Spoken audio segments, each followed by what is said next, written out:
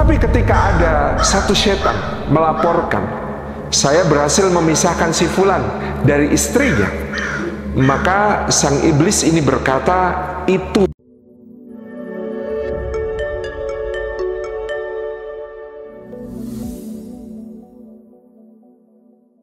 Assalamualaikum warahmatullahi wabarakatuh. Alhamdulillah, salatu wassalamu ala rasulillah wa ala alihi wa ashabihi wa mawalah, la hawla wa la quwata illa billah, amma ba'du.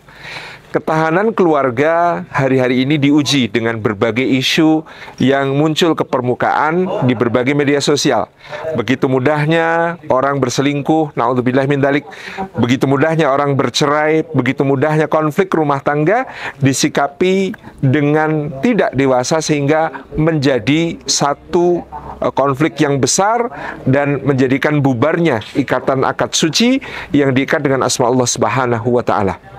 Kita perlu merenungkan satu hadis yang sangat luar biasa ketika Rasulullah SAW bercerita tentang iblis dan bagaimana iblis membangun singgasananya di atas air, kemudian mengumpulkan pengikut-pengikutnya dari kalangan para setan.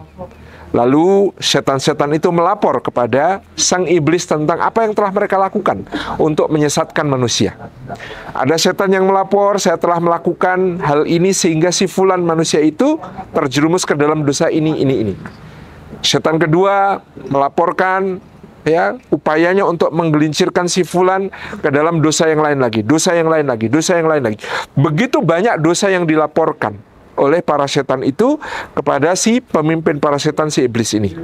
Dan semua keberhasilan para setan ini menjerumuskan manusia ke dalam dosa oleh si iblis disikapi dengan biasa saja dan mengatakan itu bukan prestasi.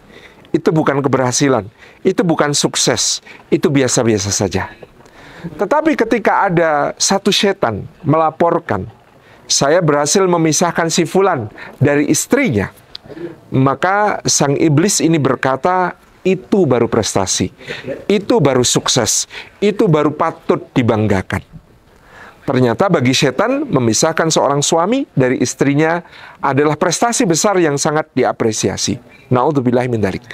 Maka kita perlu merenung, kenapa dosa-dosa yang lain ketika dilaporkan dianggap biasa saja? Barangkali di antara penjelasan para ulama, karena dosa lain itu jika diistighfari, ditaubati, taubatan nasuha, kemudian dia mohon ampun kepada Allah, lalu Allah ampuni, semua upaya setan yang dilakukan untuk menggelincirkan ini menjadi sia-sia belaka. Ya, orang-orang yang bertaubat adalah orang-orang yang mengecewakan setan. Semua upaya mereka untuk menggelincirkan dalam dosa dengan berbagai susah payahnya gagal total. Tetapi ketika ikatan rumah tangga ini hancur, ketika ikatan pernikahan ini tercerai-berai, maka tidak mudah untuk memperbaikinya. Tidak cukup hanya dengan taubat, tidak cukup dengan istighfar, tidak cukup dengan menangisi, menyesal. Ikatan rumah tangga itu tidak semudah itu untuk dipulihkan. Seperti kepercayaan itu botol kaca yang kalau pecah maka dibetulkan pun akan tampak retak-retaknya. Dan lebih-lebih terputusnya ikatan rumah tangga itu adalah pintu-pintu setan yang sangat banyak untuk menggelincirkan si janda, si duda, anak-anak mereka, dan juga bahkan orang-orang di sekitarnya ke dalam banyak bentuk dosa. Na'udzubillah min dzalik. Fitnah-fitnah, dan bahkan juga kemudian berbagai kekejian bisa muncul dari situ. Lebih-lebih kepada anak-anak mereka yang kita mendapati banyak data di mana ternyata anak-anak yang dari keluarga broken home, anak-anak yang orang tuanya berkonflik, anak-anak yang tidak tinggal bersama orang tuanya, anak-anak yang orang tuanya meninggalkannya untuk bekerja di negeri yang jauh. Ini rata-rata menjadi anak-anak yang bermasalah dan menjadi pintu-pintu kerusakan yang sangat luas di tengah masyarakat. Na'udzubillah min dzalik. Maka ternyata dari situ kita bisa memahami di akhir zaman ini mempertahankan ikatan keluarga, berjuang untuk menjaga sakinah, mawaddah, warahmah dan menghadirkan keberkahan dalam rumah tangga adalah satu jihad yang besar, adalah satu ibadah yang utama. Kalau sholat adalah ibadah dari sejak takbir sampai salam, kalau puasa sejak terbit fajar sampai terbenam matahari, kalau zakat itu menunggu nisab dan haul, kalau haji atau umrah itu dari sejak mengambil mikot sampai nanti bertahallul. Sedangkan pernikahan adalah ibadah yang paling panjang, dimulai sejak akad diucapkan sampai kelak Allah menyambut udkhulul jannata antum wa azwajukum tuhbarun. Masuklah ke dalam surga kamu dan istrimu digembirakan oleh Allah Subhanahu wa taala.